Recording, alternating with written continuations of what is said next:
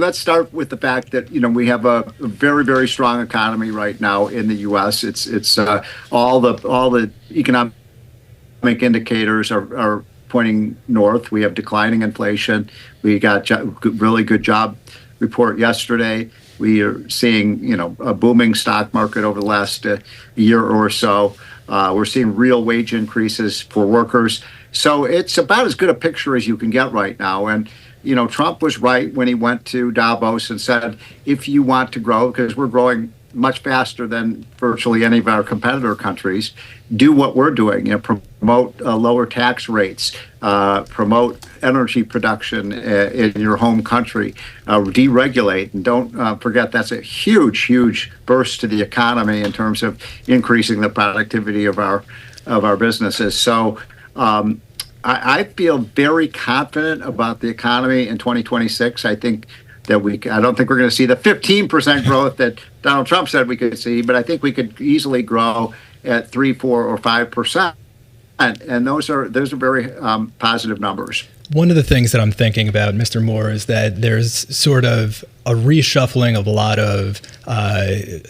reshuffling of the global commercial order. There's a reshuffling of global alliances. There's a reshuffling of military alliances.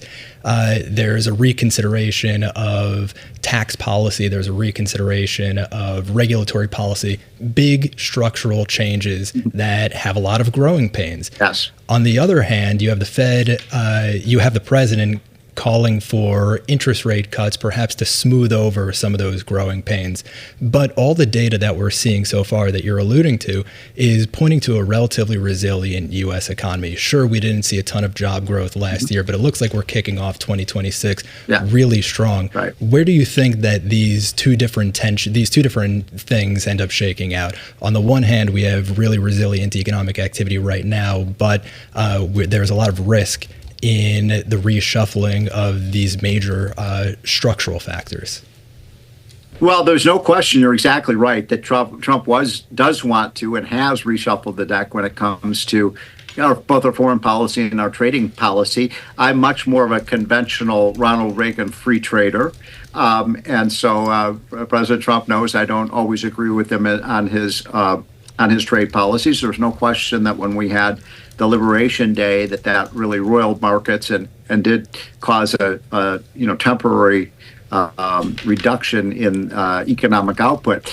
On the other hand, the one thing that I try to let people understand that don't necessarily understand how Trump operates is the guy is a deal maker. That's an obvious point. And he has, the way I like to put it is, look, the global economy is pretty simple to understand. The United States is the hub of the world economy, and every other country is a spoke.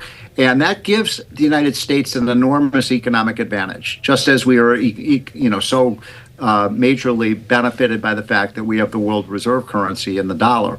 And so Trump is, for the first president in my lifetime, that is sort of flexing America's economic muscle to force other countries to do things that are in many cases their own interest, but also in America's interest as well. And so what I'm saying is that I'm not a big fan of the trade tariffs that Trump has put into effect, but some of these trade deals that he has delivered, we don't know for sure yet because it's still early in the game, but it looks like if Trump is even nearly right on this, that they will bring a lot of capital investment in the United States. We'll see lower tariffs applied on American manufacturing and agricultural products, and that will only make America stronger. You mentioned the president is a deal maker. One of the deals that he made in his first term was the USMCA trade pact. Our team reporting that the president is privately musing about exiting that trade pact, according to people familiar with the matter. Earlier today, we heard from White House Trade Advisor Peter Navarro. He said the North American trade pact has significant flaws. He expressed worries about China shipping goods through Mexico and Canada. Should the U.S. get out of the USMCA? No, I'm a big fan of that. In fact, I was a big fan of NAFTA when it was first talked about under Ronald Reagan and then signed into law by Bill Clinton, a Democrat.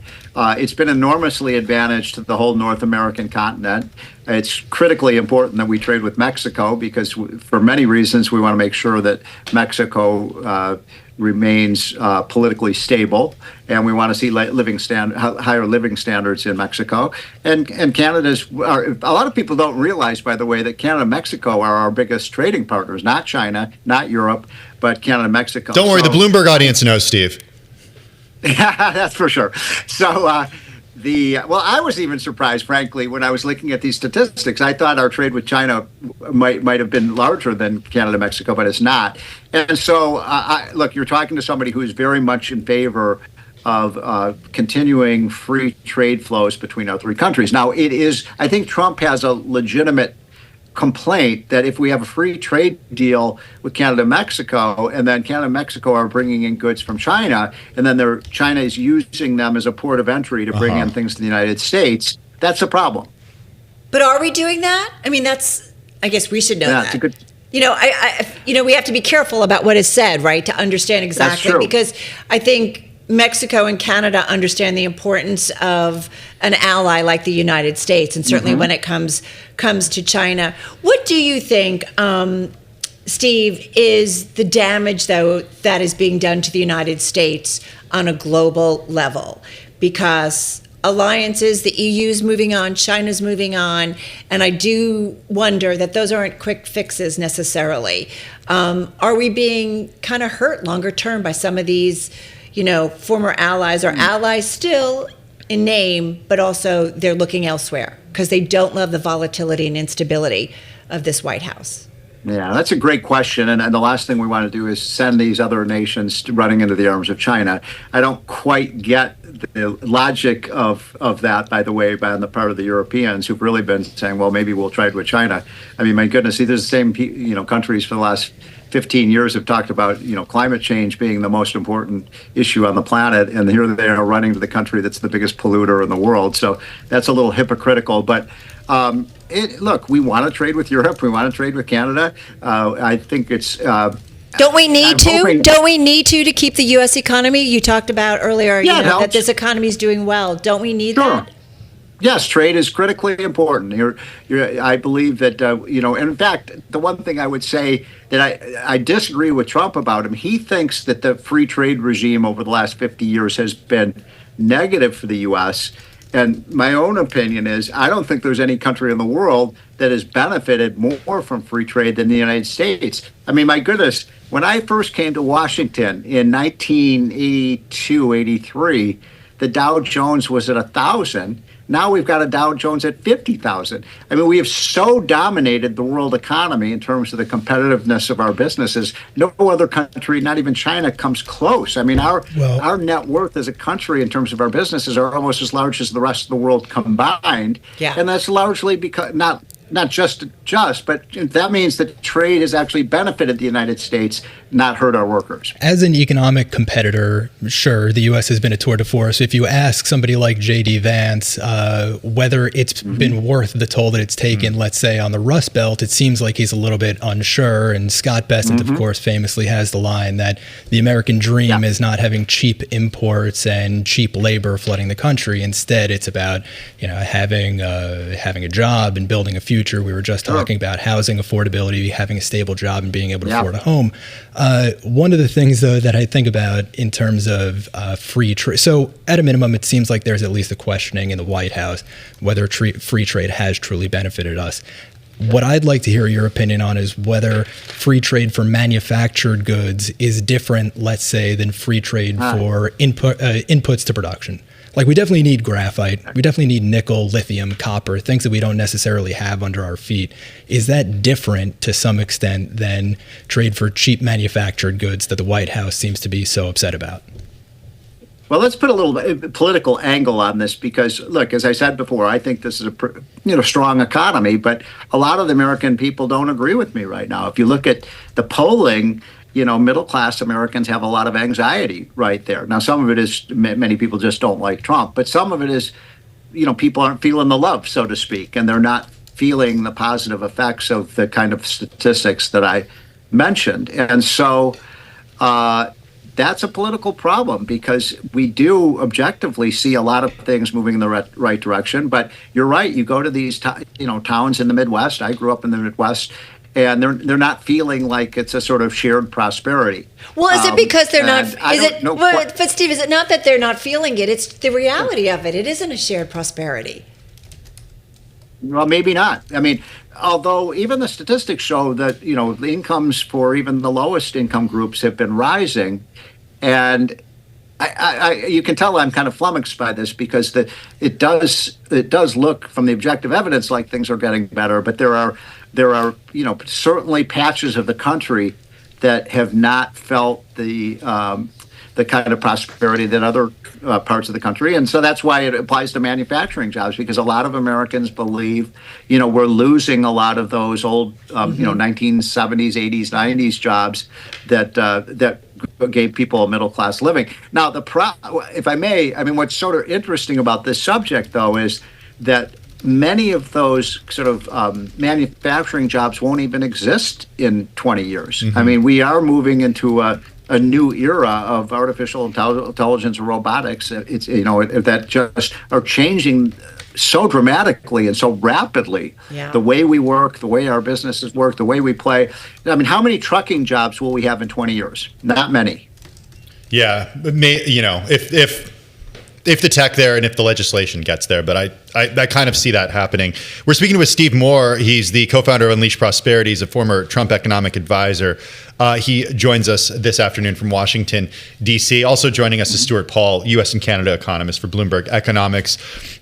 Steve, the president is trying to bolster the shrinking U.S. coal power industry. He'll use $175 million in government funds, taxpayer money, to upgrade 6 plants and have the Defense Department buy power from others. We had an interesting conversation with our colleague Will Wade, who covers energy here and power at Bloomberg News. And we asked him why the U.S. moved away from coal. And I was expecting an answer from him, to be honest, that it was about, environmental reasons. But he had one word. He said, money. It's cheaper to use natural gas and have natural gas-fired power plants. Is this a bad move by the Trump administration because it kind of goes against the free market forces?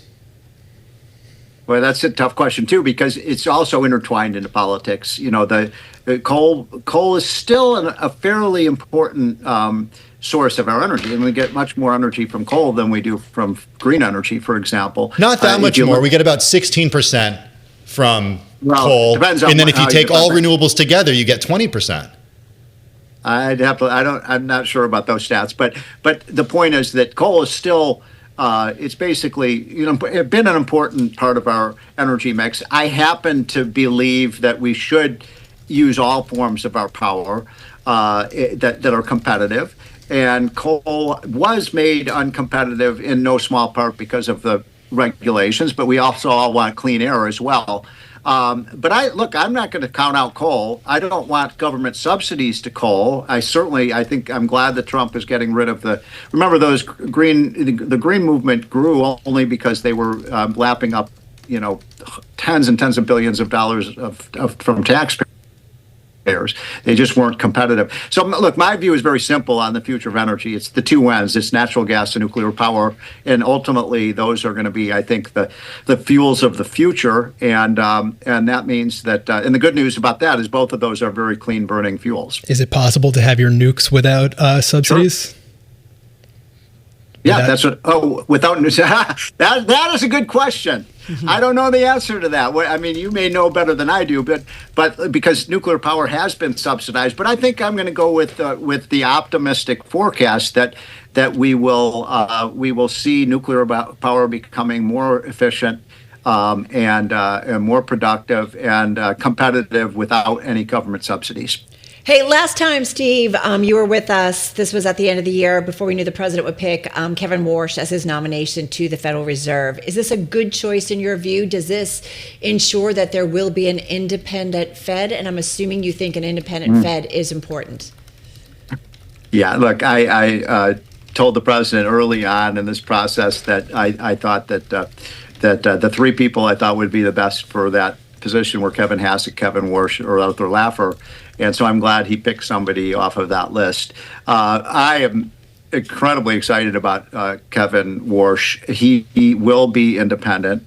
And he's a smart guy. He understands monetary policy. He understands the importance of keeping the most important thing the Fed needs to do right now, in my humble opinion, is to keep the dollar strong and stable. And by the way, Trump isn't always in favor of a strong dollar. Sometimes he favors a weaker dollar. I disagree with them on that. I think we clearly benefit from having a stronger dollar. And by the way, if you want to have things more affordable, you want the dollar to be stronger, not weaker.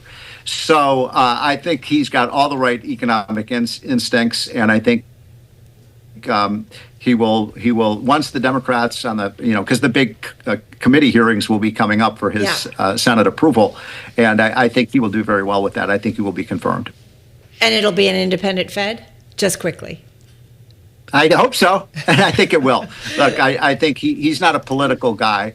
Okay. For the most part, and so he's a Republican, but I've known Kevin Warsh for many years, and he's a real professional, and I can't think of anybody better. I really, truly, I think he was about the best choice that we could have.